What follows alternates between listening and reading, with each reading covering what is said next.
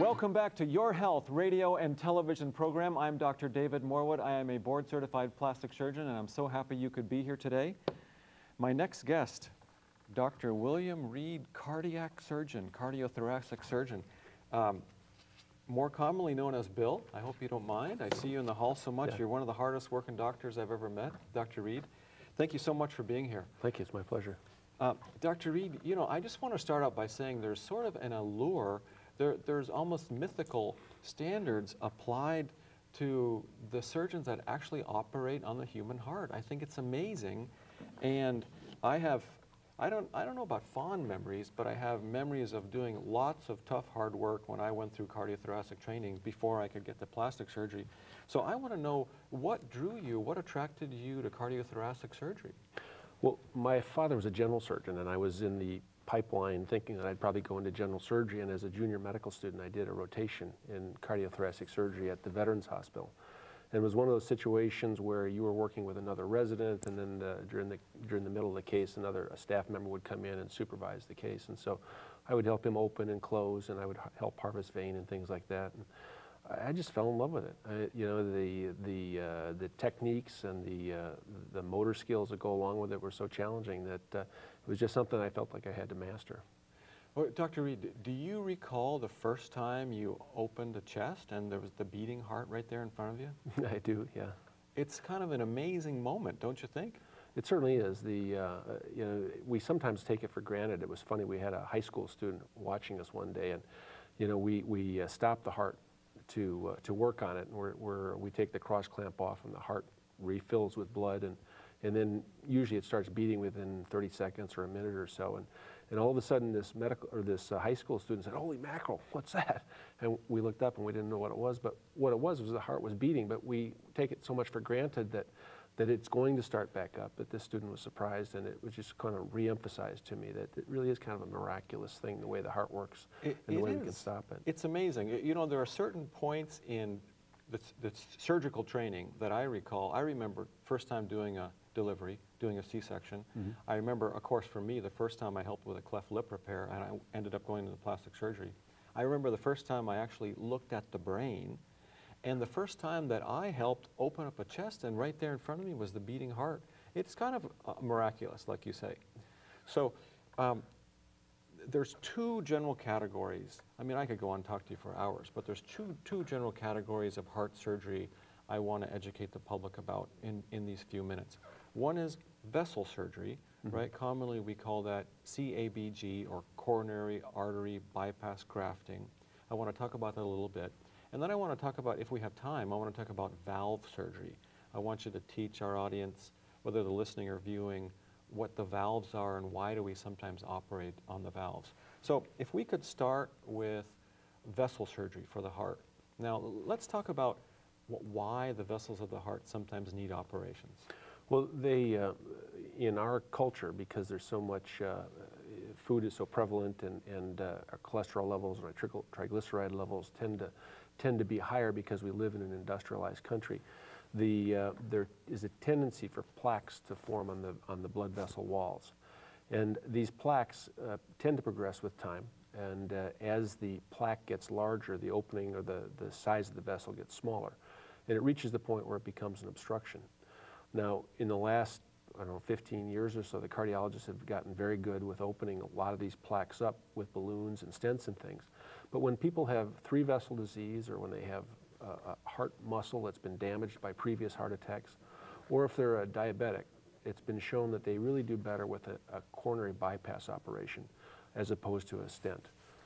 If you have a patient with just a single blood vessel that's blocked, or sometimes two blood vessels that blocks, a stent is a perfectly reasonable way to approach it. But when it's more vessels, or they're very small vessels, or they're diabetic patients where all the vessels are diffusely diseased, they do better with bypass. Okay. Well, Dr. Reed, you know, I love these segments where I learn a lot, as well as the audience. So I just want to review. So with certain diseases like high cholesterol and certain familiar or family tendency, people can get blockages in the vessels that actually deliver blood to the heart itself, right? Correct. That's so right. Even though it's the job of the heart to pump blood to the lungs and out to the body, the heart itself is a muscle and needs blood. Isn't that right? Correct. So how is it again that those vessels get clogged up or obstructed? Well, a plaque will start to form. These little fat bodies will be deposited on the side of a blood vessel, and then it causes a little bit of distortion in the flow of blood, and it causes an eddy to form, and then there's turbulence. And just like if anybody's been whitewater rafting, you know, when you go over a sandbar, there's turbulence just beyond it, there's a stagnant area. And what happens is these fat molecules get laid down on the wall of the vessel, and they tend to progress with time. And as they progress, the opening of the vessel gets smaller and smaller. Okay, so Dr. Reed, let me just give you a couple examples. Let's say we have a 60-year-old man, and he notices that every time he kind of hustles up the stairs, he feels like a tightness or a pain in his chest, and he has to sit down for a couple minutes and the pain goes away. Now that sounds, or if he gets worked up, that sounds like angina, right? That's correct. And isn't that a symptom reflecting that the heart muscle is sort of screaming for blood supply? It is. Is that right? And typically if it happens the same time on the step, it's what we call stable angina, meaning that it's a relatively stable plaque. It's flow limiting, but it's only when he exceeds a certain amount of exercise that it becomes a problem. The ones that we really worry about are what we call unstable angina, and that's where a plaque will develop a hematoma underneath the plaque that pushes the plaque into the blood vessel.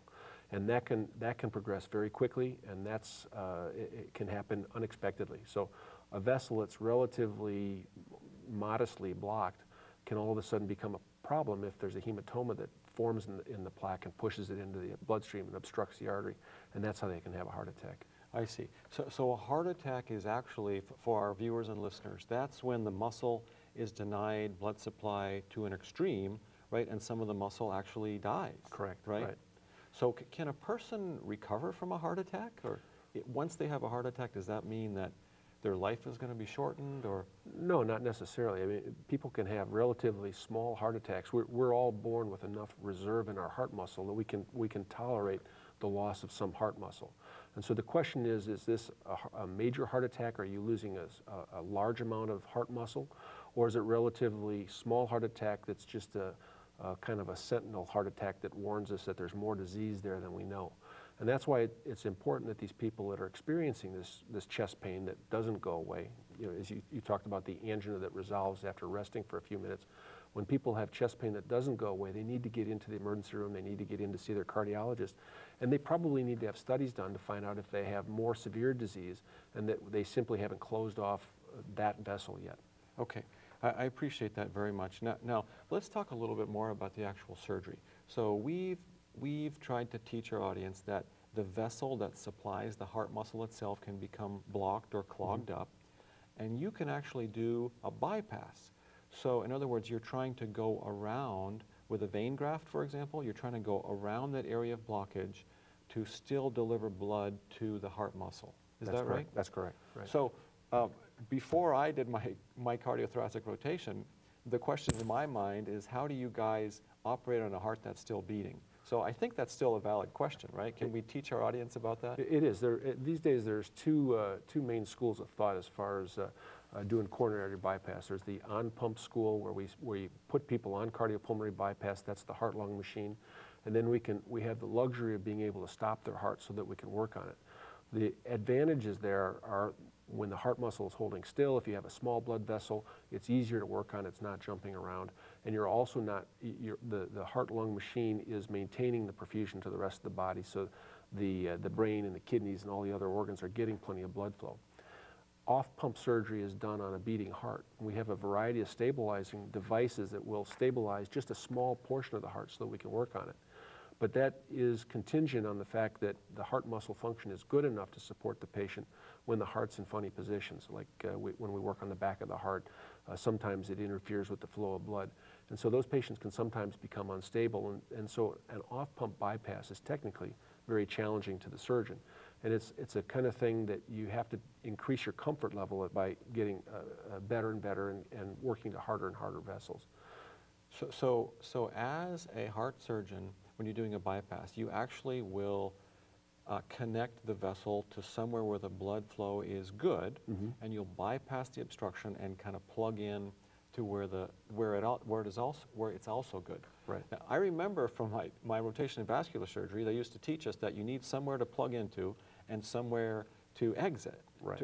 another place to plug out of, right, or bypass from. Right. So if a person has bad heart vessel disease, is there always somewhere you can plug in and out of? In other words, can you do the bypass? There's not always, and in those cases, the surgeon looks at the angiograms before the operation to see what the size of the targets is, to see what the size of the vessels are.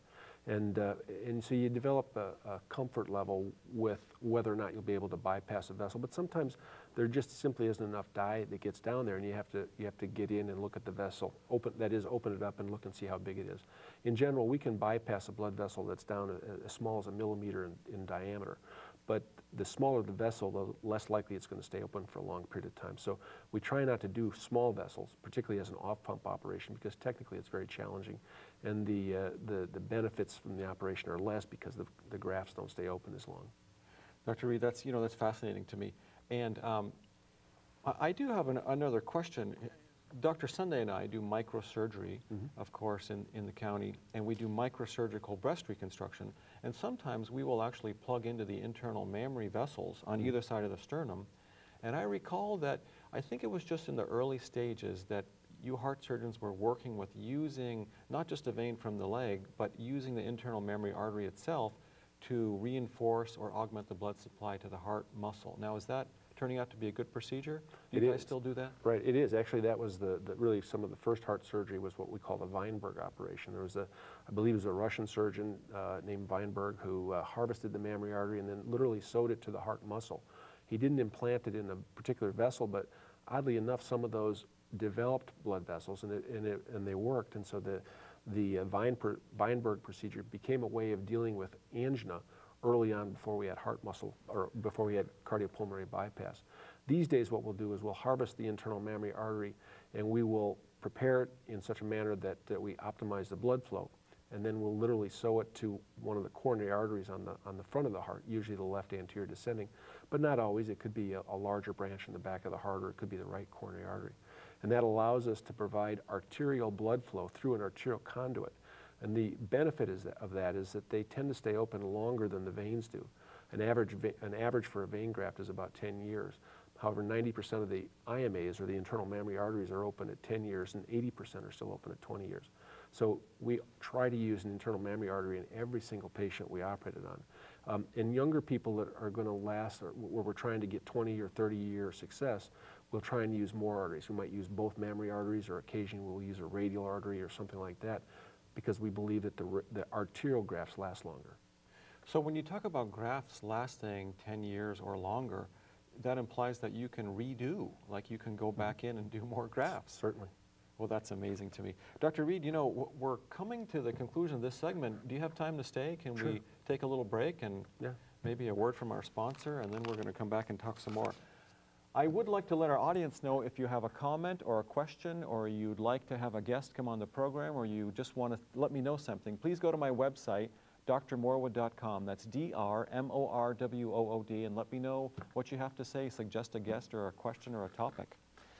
I am Dr. David Morwood. I'm a board-certified plastic surgeon. This is Your Health radio and television program. We're going to come right back after a very brief pause for a very good cause. We're going to talk some more with Dr. William Reed, heart surgeon. Thanks so much for being here.